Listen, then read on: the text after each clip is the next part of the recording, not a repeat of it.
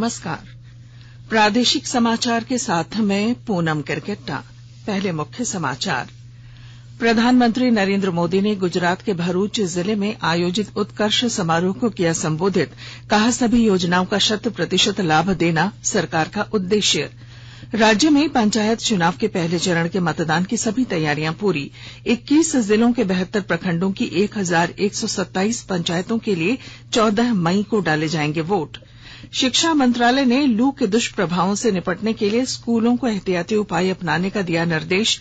ORS घोल या नमक चीनी का घोल तैयार रखने की दी सलाह। और बंगाल की खाड़ी में उठे चक्रवाती तूफान असानी का आज से झारखंड में दिखेगा असर। विभिन्न हिस्सों में गरज के साथ बारिश की संभावना। और अब समाचार विस्तार से। प्रधानमंत्री नरेंद्र मोदी ने आज गुजरात के भरूच जिले में आयोजित उत्कर्ष समारोह को संबोधित किया। यह कार्यक्रम जिले में 4 योजनाओं के 100% पूरा होने पर आयोजित किया गया। इस दौरान प्रधानमंत्री ने गुजरात सरकार, जिला प्रशासन और लोगों को बधाई दी। उन्होंने कहा कि सरकार का उद्देश्य सभी योजनाओं का 100% लाभ देना है। श्री मोदी ने कहा कि उत्कर्ष पहल अभियान का उद्देश्य विधवाओं, बुजुर्गों और निराश्रित नागरिकों को सहायता प्रदान करना है। उन्होंने कहा कि उनका 8 वर्षों का समय गरीब कल्याण के लिए समर्पित रहा है। आपको बता दें कि भरूच जिला प्रशासन ने 1 जनवरी से 31 मार्च 2022 तक उत्कर्ष पहल अभियान का संचालन किया था, जिसमें जिला प्रशासन को 100% सफलता मिली। राज्य में पंचायत चुनाव के पहले चरण के मतदान की सभी तैयारियां पूरी हो चुकी हैं। इसके तहत 14 मई को मतदान होगा। सुबह 7 बजे से दोपहर बाद 3 बजे तक वोट डाले जा सकेंगे। पहले चरण की मतगणना 17 मई को होगी। इस चरण में 21 जिलों के 72 प्रखंडों की 1127 पंचायतों के लिए चुनाव होना है। वहीं दूसरे चरण का मतदान 19 मई को होना है। इस चरण में 16 जिलों के 50 प्रखंडों की 872 पंचायतों में चुनाव होना है। पहले चरण में जिन जिलों की पंचायतों के लिए चुनाव होना है, वहां निष्पक्ष और शांतिपूर्ण मतदान कराने के लिए सुरक्षा बलों की तैनाती और मतदान कर्मियों को भेजने के लिए आवश्यक तैयारियों को अंतिम रूप दिया जा रहा है। खूंटी जिले में दूसरे चरण में होने वाले चुनाव के मद्देनजर कर्रा, तोरपा और रनिया में भारी संख्या में पुलिस बलों की तैनाती की जा रही है। रनिया प्रखंड के सुदूरवर्ती 7 पंचायतों में सीआरपीएफ कोबरा की टीम तैनात रहेगी। यह इलाका पीएलएफआई का गढ़ माना जाता है। जिले के उपायुक्त शशि रंजन ने बताया कि दूसरे चरण में जिले की 42 पंचायतों में चुनाव कराया जाना है। मतदान में कुल 1,85,980 मतदाता अपने मत का उपयोग करेंगे। रामगढ़ जिले में पंचायत चुनाव के सफल आयोजन को लेकर कल सामान्य प्रेक्षक जय किशोर प्रसाद ने कोषांगों और डिस्पैच सेंटर, वजगृह और मतगणना केंद्र का कल निरीक्षण किया। कोषांगों के निरीक्षण के बाद उन्होंने सुविधाओं का भी जायजा लिया।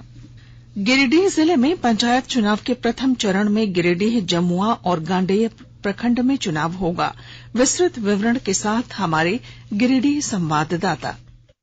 डीसी सह जिला निर्वाचन पदाधिकारी नमन प्रेस लकड़ा ने बताया कि जिला परिषद के लिए 14, पंचायत समिति के लिए 128, मुखिया के लिए 98 और ग्राम पंचायत सदस्य के लिए 1281 पदों के लिए मतदान होगा। मतदान सुबह 7 बजे से 3 बजे तक होगा। डीसी ने लोगों से भयमुक्त माहौल में अधिक से अधिक मतदान करने की अपील की है। इस बीच गिरिडीह एसपी अमित रेणु ने बताया कि सभी संवेदनशील बूथों पर सुरक्षा के कड़े उपाय किए जा रहे हैं। सभी संवेदनशील, अति संवेदनशील और सामान्य बूथों पर सुरक्षा बलों की तैनाती की जा रही है। रमेश प्रभाकर, आकाशवाणी समाचार, गिरिडीह। उच्चतम न्यायालय ने भारतीय दंड संहिता की धारा 124(a) के अंतर्गत देशद्रोह कानून को स्थगित रखने का आदेश दिया है। शीर्ष न्यायालय ने एक अंतरिम आदेश में केंद्र और राज्य सरकारों से 152 वर्ष पुराने इस प्रावधान पर पुनर्विचार होने तक कोई भी प्राथमिकी दर्ज नहीं करने को कहा है। प्रधान न्यायाधीश एनवी रमणा, न्यायमूर्ति सूर्यकांत और न्यायमूर्ति हिमा कोहली की पीठ ने कहा कि धारा 124(a) के अंतर्गत लगाए गए आरोपों के संबंध में सभी लंबित मामले, अपील और कार्यवाही को फिलहाल स्थगित रखा जाए। न्यायालय ने यह भी कहा कि जो लोग पहले से ही इसके अंतर्गत जेल में हैं वे जमानत के लिए संबंधित अदालतों में जा सकते हैं। यह भी आदेश दिया गया है कि यदि कोई नया मामला दर्ज किया जाता है तो याचिकाकर्ता राहत के लिए अदालत जाने को स्वतंत्र है। झारखंड विधानसभा स्पीकर के न्यायाधिकरण में बाबूलाल मरांडी के विरुद्ध दर्ज कराए गए दल बदल मामले में विधानसभा अध्यक्ष रविंद्रनाथ महतो 17 मई को सुनवाई करेंगे। इस मामले में दोनों पक्षों की ओर से पक्ष लिया जाएगा। सभी लोगों से कहा गया है कि अपना पक्ष स्वयं या अधिवक्ता के माध्यम से न्यायाधिकरण में वर्चुअल तरीके से समय पर प्रस्तुत किया जाए। प्रधानमंत्री नरेंद्र मोदी आज शाम अमेरिकी राष्ट्रपति जो बाइडेन के निमंत्रण पर दूसरे वैश्विक कोविड वर्चुअल शिखर सम्मेलन में भाग लेंगे। इस शिखर सम्मेलन का उद्देश्य कोविड महामारी की चुनौतियों से निपटने और नए प्रयासों के लिए प्रेरित करना और मजबूत वैश्विक स्वास्थ्य सुरक्षा संरचना का निर्माण करना है। इसका विषय है महामारी की थकान को रोकना और तैयारियों को प्राथमिकता देना। प्रधानमंत्री नरेंद्र मोदी शिखर सम्मेलन के प्रारंभिक सत्र को संबोधित करेंगे। सम्मेलन में संयुक्त राष्ट्र महासचिव, विश्व स्वास्थ्य संगठन के महानिदेशक और अन्य गणमान्य व्यक्ति भाग लेंगे। श्री मोदी ने पिछले वर्ष सितंबर में अमेरिकी राष्ट्रपति द्वारा आयोजित पहले वैश्विक कोविड वर्चुअल शिखर सम्मेलन में भी भाग लिया था। विदेश मंत्रालय ने कहा है कि भारत कोविड महामारी से निपटने के लिए किए जा रहे वैश्विक प्रयासों में महत्वपूर्ण भूमिका निभा रहा है, सुरक्षित किफायती टीकों, औषधियों की आपूर्ति कर रहा है और सस्ती स्वदेशी प्रौद्योगिकी का विकास तथा क्षमता निर्माण कर रहा है। आकाशवाणी के ताजा तरीन समाचारों के लिए आप हमारी वेबसाइट newsonair.com पर लॉग ऑन कर सकते हैं। ताजा समाचार Twitter handle @AIR News Alerts और Facebook page all India radio news पर भी उपलब्ध है। आप प्रादेशिक समाचार एकांश के ट्विटर हैंडल @AIR News _ और फेसबुक, इंस्टाग्राम पेज तथा YouTube channel AIR News Ranchi पर भी हमारे बुलेटिन सुन सकते हैं। प्रादेशिक समाचार आप आकाशवाणी रांची से सुन रहे हैं और अब पेश हैं कोरोना से बचाव के कुछ संदेश। चलो मिलकर एक शुरुआत करें, चलो एक फैसला आज करें, मास्क नहीं तो टोकेंगे, कोरोना को रोकेंगे, चलो एक वादा करते हैं, चलो कुछ वादा करते हैं, मास्क नहीं तो टोकेंगे, कोरोना को रोकेंगे। भारत सरकार द्वारा जनहित में जारी। कोविड-19 से बचाव और सुरक्षित रहने के 3 उपाय। मास्क लगाएं, 2 गज दूरी है जरूरी, सुरक्षित दूरी रखें, हाथ और मुंह साफ रखें। प्रादेशिक समाचार में आपका फिर स्वागत है। शिक्षा मंत्रालय ने लू के दुष्प्रभावों से निपटने के लिए स्कूलों को एहतियाती उपाय अपनाने को लेकर दिशा निर्देश जारी किए हैं। मंत्रालय ने कहा है कि स्कूलों का समय सुबह 7 बजे से रखा जा सकता है ताकि लू का प्रकोप बढ़ने से पहले स्कूलों में छुट्टी की जा सके।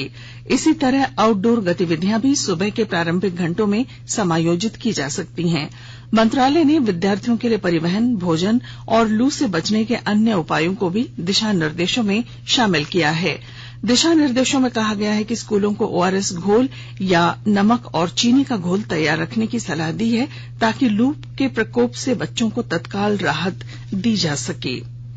राज्य के सरकारी और सहायता प्राप्त अनुदानित स्कूलों में गर्मी की छुट्टी 17 मई से 4 जून तक होगी। स्कूली और साक्षरता विभाग ने इस संबंध में निर्देश जारी कर दिया है। वहीं स्कूलों में होने वाले वार्षिक मूल्यांकन की तिथि में कोई बदलाव नहीं किया गया है। 6 जून से 16 जून तक कक्षा 1 से 7 तक के विद्यार्थियों का वार्षिक मूल्यांकन होगा। वहीं कक्षा 8वीं से 11वीं तक के बोर्ड के सेकेंड टर्म की परीक्षा 16 जून से 30 जून के बीच होगी। Central board of direct taxes CBDT ने आयकर नियम 2022 के तहत निर्देश जारी कर कहा है कि एक वित्त वर्ष में बैंक या पोस्ट ऑफिस में 20 लाख रुपए या उससे अधिक की नकद जमा या निकासी पर पैन और आधार कार्ड देना अनिवार्य होगा। पाकुड़ जिले में स्वास्थ्य विभाग आधारभूत संरचना विकसित करने के साथ साथ समुचित इलाज के लिए जांच की सुविधाएं विकसित करने की दिशा में लगातार प्रयास कर रहा है। विस्तृत जानकारी दे रहे हैं हमारे संवाददाता। जिले में स्वास्थ्य सुविधाएं दुरुस्त कर जिलेवासियों को स्वस्थ एवं सुखी झारखंड का एहसास कराने में स्वास्थ्य महकमा जुटा हुआ है। इसी कड़ी में शहरी प्राथमिक स्वास्थ्य केंद्र में डिजिटल एक्सरे एवं ईसीजी सेवा बहाल की गई है। इस नई बहाल व्यवस्था से खासकर यक्ष्मा रोगियों को सबसे ज्यादा फायदा हो रहा है। पहले यक्ष्मा मरीजों को माइक्रोस्कोप जांच, ट्रूनेट जांच, सीबी नट टेस्ट के लिए दूसरे जिलों एवं राज्यों में जाना पड़ता था और अधिक पैसे खर्च करने के साथ ही परेशानी भी झेलनी पड़ती थी। लेकिन अब मुफ्त जांच यक्ष्मा रोगियों की डिजिटल एक्सरे एवं ईसीजी मशीन से किया जा रहा है। स्वास्थ्य विभाग की बहाल डिजिटल एक्सरे एवं ईसीजी सेवा यक्ष्मा रोगियों के लिए खासकर वरदान साबित हो रहा है। राम प्रसाद सिन्हा, आकाशवाणी समाचार, पाकुड़। FSSAI ने खाद्य व्यापारियों और उपभोक्ताओं के लिए food safety connect app launch किया है। इसके द्वारा सरलता से FSSAI पंजीकरण का आवेदन किया जा सकता है। उपभोक्ता इस ऐप का उपयोग संबंधित शिकायतों को दर्ज करने के लिए कर सकते हैं। इस ऐप को गूगल प्ले स्टोर से डाउनलोड किया जा सकता है। दक्षिणी पूर्व रेलवे के खड़गपुर स्टेशन पर नॉन इंटरलॉकिंग कार्य के लिए रांची से खुलने वाली कई ट्रेनें रद्द रहेंगी। हावड़ा रांची हावड़ा एक्सप्रेस 22 मई को रद्द रहेगी। वहीं खड़गपुर रांची खड़गपुर मेमू एक्सप्रेस भी 22 को रद्द रहेगी, जबकि हटिया हावड़ा एक्सप्रेस 21 को अपने निर्धारित मार्ग के स्थान पर परिवर्तित मार्ग राजबेड़ा, धनबाद, आसनसोल, दुर्गापुर मार्ग से चलेगी। इधर आद्रा रेल डिवीजन के अंतर्गत आद्रा रेलवे स्टेशन में इंटरलॉकिंग कार्य को लेकर 3 ट्रेनों को रद्द किया गया है। ये ट्रेनें 27 मई से 31 मई तक रद्द रहेंगी। झारखंड चेंबर ऑफ कॉमर्स ने राज्य सरकार से मंडी शुल्क विधेयक वापस लेने का आग्रह किया है। चेंबर के अध्यक्ष धीरज तनेजा ने कहा है कि विधेयक के विरोध में राज्य के व्यवसायी पिछले 1 महीने से आंदोलन कर रहे हैं। चेंबर ने 15 मई तक का समय दिया था। इसके बाद 16 मई से खाद्य आपूर्ति सेवा ठप करा दी जाएगी। चेंबर अध्यक्ष ने कहा कि राज्य में कृषि उपज पर कृषि शुल्क तय किए जाने से कृषि उत्पादन, विपणन, उद्योग और व्यापार में कमी आएगी। विनोबा भावे विश्वविद्यालय के अंगीभूत आदर्श कॉलेज के प्रिंसिपल और हजारीबाग के मटवारी निवासी प्रोफेसर विमल कुमार को ऑस्ट्रेलिया सरकार ने इनोवेशन पेटेंट प्रदान किया है। यह पेटेंट ई कॉमर्स में आर्टिफिशियल इंटेलिजेंस तकनीक तथा ब्लॉकचेन टेक्नोलॉजी, एल्गोरिदम और गणितीय मॉडल पर आधारित है। डॉक्टर विमल मिश्रा प्राध्यापक के रूप में बिट्स पिलानी और विभागाध्यक्ष गणित बीआईटी मेसरा में भी योगदान दे चुके हैं। अनुसंधान में उनका क्षेत्र साइबर क्राइम है। मौसम। बंगाल की खाड़ी में उठा चक्रवाती तूफान असानी कल आंध्र प्रदेश के तट से टकराने के बाद बंगाल की ओर बढ़ गया। इस तूफान का असर झारखंड, बिहार और छत्तीसगढ़ में भी दिखेगा।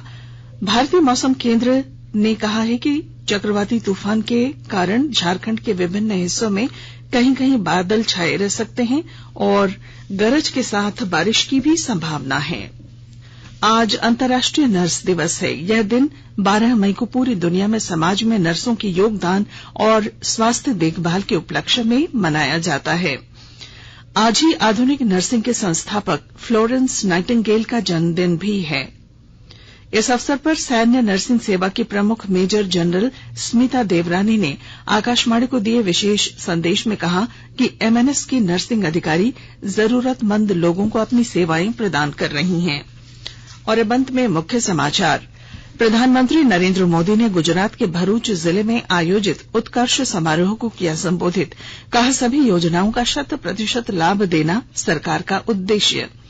राज्य में पंचायत चुनाव के पहले चरण के मतदान की सभी तैयारियां पूरी। 21 जिलों के 72 प्रखंडों की 1127 पंचायतों के लिए 14 मई को डाले जाएंगे वोट। शिक्षा मंत्रालय ने लू के दुष्प्रभावों से निपटने के लिए स्कूलों के एहतियाती उपाय अपनाने का दिया निर्देश। और बंगाल की खाड़ी में उठे चक्रवाती तूफान असानी का आज से झारखंड में दिखेगा असर। विभिन्न हिस्सों में गरज के साथ बारिश की संभावना। और इसके साथ ही आकाशवाणी रांची से प्रादेशिक समाचार का ये बुलेटिन समाप्त हुआ। नमस्कार।